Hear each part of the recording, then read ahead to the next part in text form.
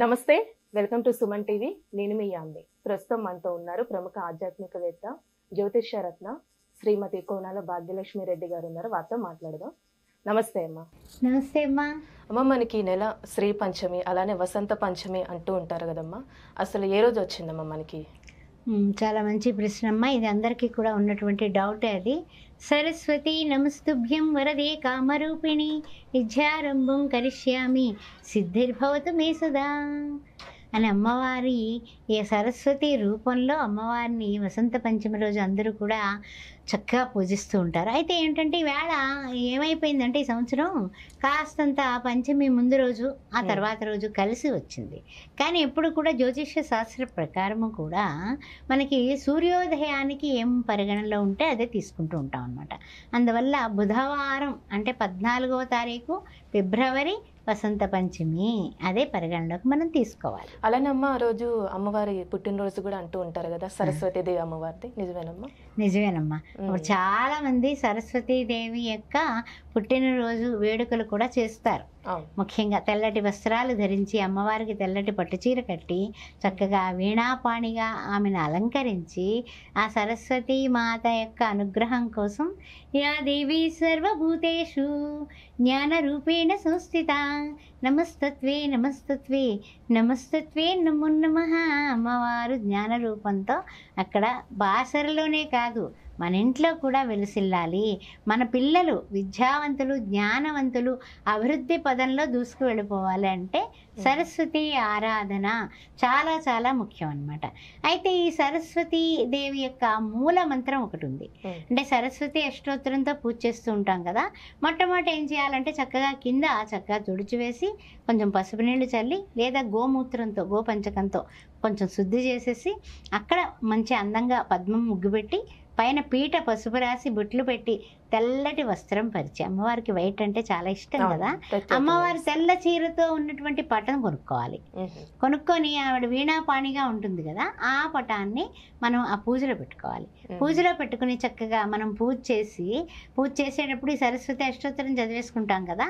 ఒకవేళ అష్టోత్తరం చదవడానికి అంత టైం లేదు, లేకపోతే అవ్వటం లేదు, ఆ రోజు మొత్తం అంతా కూడా అంతా చేయలేకపోతున్నాం, ఎలా అండి పొద్దున్న చేసుకోండి పూజ, కొన్ని సమయం లేదు సాయంకాలం పూట చేయండి. అంటే ఏమిటంటే సాయంకాలం కూడా ఈవినింగ్ 4 ఆ టైం వరకు కూడా ఉంది, పంచమి ఉంది. అయితే ఏంటంటే ఉదయం చేయడం చాలా చాలా ఉత్తమ మార్గం. ఓం హ్రీం సరస్వత్యే నమః, ఓం హ్రీం సరస్వత్యే నమః అన్నది 108 సార్లు అనుకొని అక్కడ జపం చేసి అమ్మవారికి తెల్లటి పుష్పాలతో, మల్లెలతో, సన్నజాజులతో, లేకపోతే కనుక చక్కటి మల్లెపూలు దొరకలేదు అనుకోండి, సన్నజాజులు మల్లెపూలు కాకపోతే అమ్మవారికి ప్రియమైనటువంటివి ఏంటంటే కనుక మీ మనస్సు అనే పుష్పాన్ని సమర్పించండి. అయ్యి లేదు ఇది లేదు అనేసి మీరు ఏమో ఆలోచించకండి. కానీ ఇప్పుడు బాగానే దొరుకుతున్నాయి, మల్లెపూలు దొరుకుతున్నాయి, సన్నజాజులు కూడా అయిపోద్దు, సీజన్ వచ్చేసింది, దొరుకుతున్నాయి. ముందు రోజే రాత్రే కొని పెట్టుకోండి, మాల కట్టండి, మాల చక్కగా వేయండి, అమ్మవారికి అలంకరించండి, విడిపూలు పెట్టుకోండి, విడిపూలు చక్కగా పూజ చేయండి. అన్ని విధాలా కూడా ఇంట్లో జ్ఞాన అభివృద్ధి అవుతుంది. అమ్మ, ఇప్పుడు పిల్లలకి అక్షరాభ్యాసం చేయించాలంటే ఇది ఒక మంచి రోజు అని చెప్పుకోవచ్చా? తప్పనిసరిగానమ్మా. బాసర వెళ్ళి ఎంతోమంది ఎన్నో క్యూల్లో నుంచొని పిల్లలకి అక్కడే చేయించాలని పట్టుదలతో చేయిస్తూ ఉంటారు.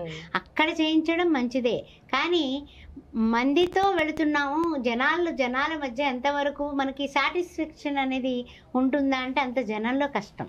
అందుకని మీరు ఇంటి దగ్గర ఉన్నటువంటి సరస్వతి ఆలయంలో కానీ అమ్మవారి ఆలయంలో కానీ ఆ వసంత పంచమి రోజున అక్షరాభ్యాసం ఓం నమః శివాయ అని మనం ఎప్పుడైతే రాయిస్తామో పిల్లలతోటి ఆ రోజు చాలా మంచిది. కాబట్టి పిల్లలు ప్రగతి పదంలో దూసుకు వెళ్ళిపోతారు. అందువల్ల అంతటి జ్ఞానానికి సంబంధించినటువంటి శంకరాచార్యులు చెప్పాడమ్మా, జ్ఞానాదేవతు కైవల్యం అన్నాడు. జ్ఞానాన్ని మించిన కైవల్యం ఏముంది? జ్ఞానమే నీకు ఆఖరి మెట్టు. భక్తితో పూజలు చేస్తావు, అది మొట్టమొదటి పెట్టు, మొట్టమొదటి మెట్టు. ఆ తర్వాత రెండోసారి ఏం చేస్తావు? కర్మ సిద్ధాంతాన్ని అనుసరించి మంచి సత్కర్మలు చేస్తావు.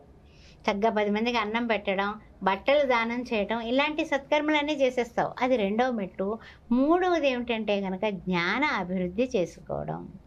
అలాంటిది శంకరాచార్యులు వారు చెప్పినటువంటి జ్ఞాన సరస్వతీ దేవిని ఆ రోజున ఎవరైతే పూజిస్తారో వాళ్ళ ఇంట్లో ఏ విధమైనటువంటి తెలివితేటలకి లోటు ఉండదు, జ్ఞానాభివృద్ధి జరుగుతుంది. అందువల్ల ఈ సరస్వతీ పూజ అనేది చాలా ముఖ్యం. ఈ యొక్క పంచమి రోజున చేసేటటువంటి ఈ యొక్క సరస్వతీ పూజకి అంటే చెప్పాలంటే కనుక పాండవులు కూడా వనవాసంలో చాలా రకాల వ్రతాలు చేశారు, చాలా రకాల పూజలు చేశారు. భవిష్యత్ పురాణంలో ఉన్నటువంటి ఒక కథ ఉంది. పాండవాగ్రజుడైనటువంటి ధర్మరాజు యుధిష్ఠరుడు అని అతను అంటూ ఉంటాము. శ్రీకృష్ణ పరమాత్మని ఒక వ్రతం ఏదైనా ప్రాణులందరూ కూడా సౌభాగ్యవంతంగా ఉండాలి, జ్ఞానవంతంగా ఉండాలి, వాళ్ళందరూ కూడా కష్టాలు నష్టాలు బాధలు వియోగాలు ఏమొచ్చినప్పటికీ కూడా వాళ్ళు దాన్ని తట్టుకుని నిలబడేటటువంటి సమర్థత సంకల్పం కావాలి. అలాంటిది ఏదైనా వ్రతం ఉంటే చెప్పు బావ, ఎవరిని అడుగుతారు పాపం, వాళ్ళ అడవిలో కూడా ఆ కృష్ణ పరమాత్మనే ప్రార్థించేవాళ్ళు.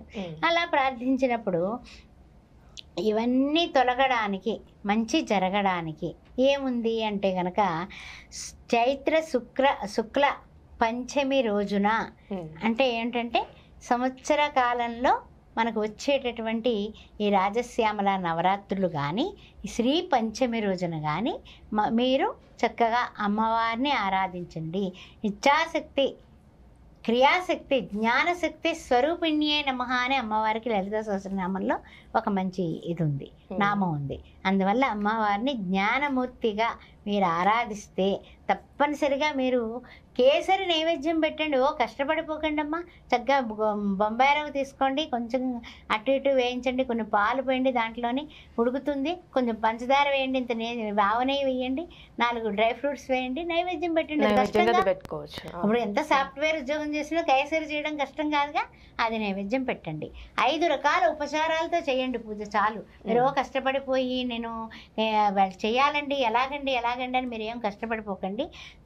బాగా గుర్తుపెట్టుకోండి, మంచి అద్భుతమైనటువంటి పరిస్థితిలోకి మీరు వెళ్ళాలంటే 5 ఉపచారాలు.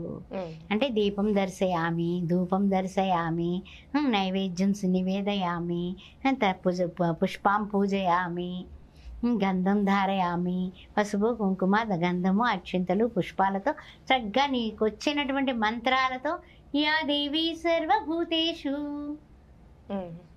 శాంతి రూపేణ సంస్థిత నమస్తత్వే నమస్తత్వే నమస్తత్వే నమో నమః, ప్రశాంతత కోసం నేను చేస్తున్నాను అని మీరు పూజ చేయండి. అమ్మవారి చూసుకుంటుంది మీ ప్రశాంతత.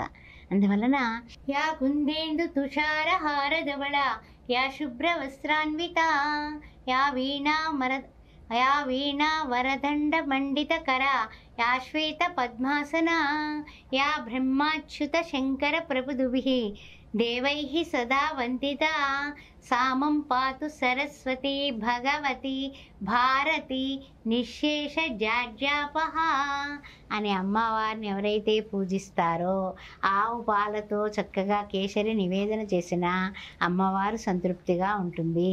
ఓం ఐం మహాసరస్వత్యే నమః అనుకున్నా కూడా అమ్మవారు చాలా ప్రీతిగా ఈ వసంత పంచమి రోజున అక్షరాభ్యాసం చేస్తున్నటువంటి తల్లిదండ్రులారా ఓం ఐం సరస్వత్యే నమః అంతే. ఓం ఐం మహాసరస్వత్యే నమః ఇలా మీరు అనుకుంటే 108 సార్లు అమ్మవారు మీ బిడ్డలకి చక్కనైనటువంటి జ్ఞానాన్ని, మంచి విద్యని తప్పనిసరిగా ప్రసాదిస్తుంది. ఈ విషయాలన్నింటినీ గుర్తుపెట్టుకొని అందరూ ఆచరించండి, ఆనందాలు అనుభవించండి. ఓం శ్రీ మాత్రే నమః. చాలా చక్కగా తెలియజేశారమ్మా, ధన్యవాదాలు. నమస్తే.